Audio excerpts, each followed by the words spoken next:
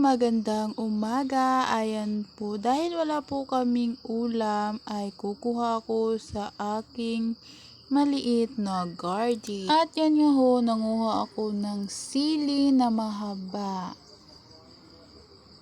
Konti lang po yung naitanim ko dyan, parang mga 4 na pirasong puno lang ata. At yun na nga po, sa ilalim ay 2 puno ng kangkong. Syempre gumapang na siya.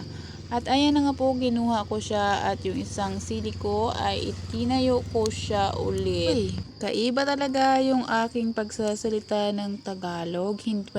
Sinsya na ho kayo dahil hindi ako sanay magsalita ng Tagalog. At yun na nga po, yung sili ko ay nadaganan siya ng bulaklak. Kaya medyo nagpabalik ko siya at aking itinayo. Ay nako, hindi ko alam kung ano yun sa Tagalog. Basta intindihin nyo na lang po at pasensya na. Minsan kasi kapag magsalita ako, nako, hirap talaga ako minsan magsalita ng Tagalog.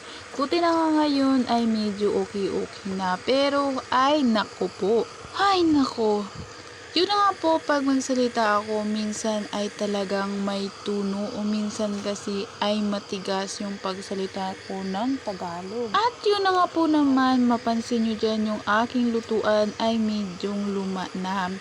Yung ano niya, ilalim niya ay may basag na sipa ko siya yung natutulog ako. Yun na nga po, nilaga ko lang siya ang aking gulay na kunti lang.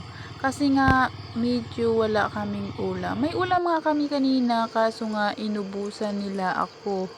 Buti nga iyan yung dinagdagan ko ng sili at talbos ay binigay ng aking auntie kahapon. Buti nga si auntie ay nanghiram siya sa akin ng pera kaya hinatira niya na din kami ng kanyang kunting gulay. At yung okra na 2 ay hiningi ng aking hipag kanina doon kila auntie.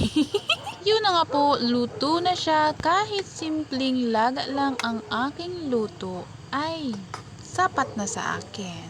Hanggang dito na lang ang aking video. Bye-bye! Ingat po tayo lagi!